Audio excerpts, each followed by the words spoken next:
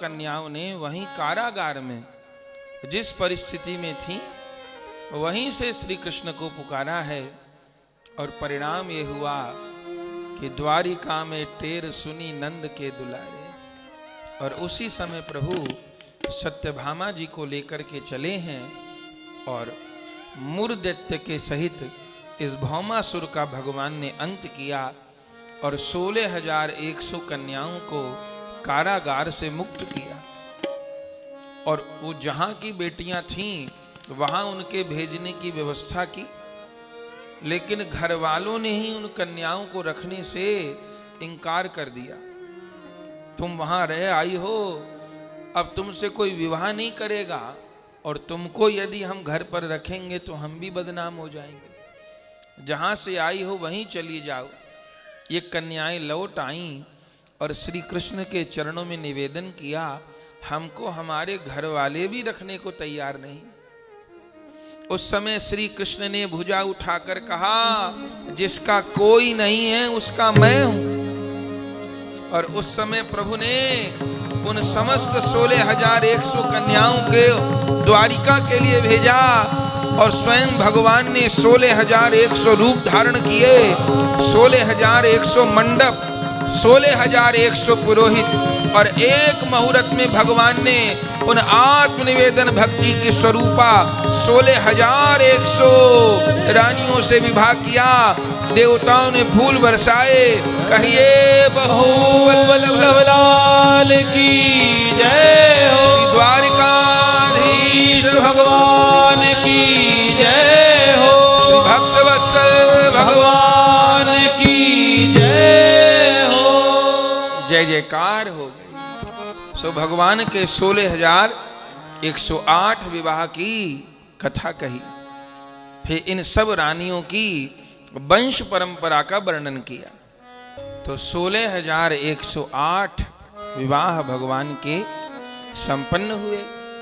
फिर श्री सुखदेव जी ने भगवान की वंश परंपरा को गाया। एक एक रानी से 10-10 पुत्र और एक एक पुत्री का जन्म हुआ। विशाल वंश प्रकट हुआ। फिर उन सब के विवाह, फिर उनके संतान उस पूरी गृष्ट लीला को गाया।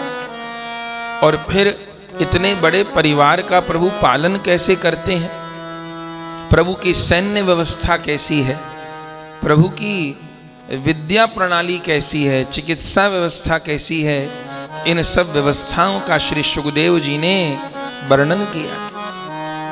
और फिर प्रभु की दिनचर्या कैसी है, उस दिनचर्या का वर्णन किया। बोले द्वारिका जी में श्री कृष्ण एकदम भोर में शैया त्याग करते हैं। और क्या करते हैं, सबसे पहले बोले घृत के पात्र में भगवान अपना मुख देखते हैं।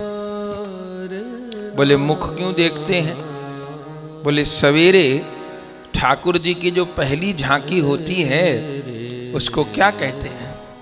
उसको मंगला कहते हैं। अभी दिन का प्रारंभ हुआ, जिस क्रिया को करने से पूरे दिन मंगल होगा, उस दर्शन का नाम, उस झांकी का नाम मंगला है। तो मानो ठाकुर जी अपनी मंगला स्वयं कर लेते हो। घी के पात्र में, घृत के पात्र में भगवान अपना मुख देखते हैं। लेकिन ब्रज के रसिकों का कहना है ठाकुर जी अपना मुख देखते हैं, लेकिन परछाई राधा रानी की आती है। और राधा रानी घृत के पात्र में अथवा यमुना जी में अपना मुख देखती हैं तो परछाई श्याम सुंदर की आती है। एक से दो बने हैं जो, दो होकर एक ही हैं सो। तो प्रभु अपना मुख देखते हैं। इसके बाद प्रभु 13,084 गैया दान का प्रतिदिन संकल्प करते हैं। और 13,084 गैया दान भगवान प्रतिदिन करते हैं। स्नान आदि करके प्रभु रेशमी वस्त्र धारण करते हैं, तिलक धारण करते हैं और फिर प्रभु भजन करते हैं। जब कहा सुखदेव जी ने कि प्रभु सवेरे स्नान तिलक करके भजन करते हैं तो परीक्षित जी चौंके। महाराज सारी दुनिया तो श्री कृष्ण का भजन करती है, वह श्री कृष्ण किसका भजन करते हैं? सुखदेव जी ने कहा भगवान अपने भक्तों का भजन करते हैं। भक्त भगवान का ध्यान करते हैं और सवेरे उठ करके ठाकुर जी अपने भक्तों का ध्यान करते हैं। बोले भक्त तो असंख्य हैं, कितने भक्तों का नाम जपेंगे और कितने भक्तों का ध्यान करेंगे, असंख्य भक्त हैं।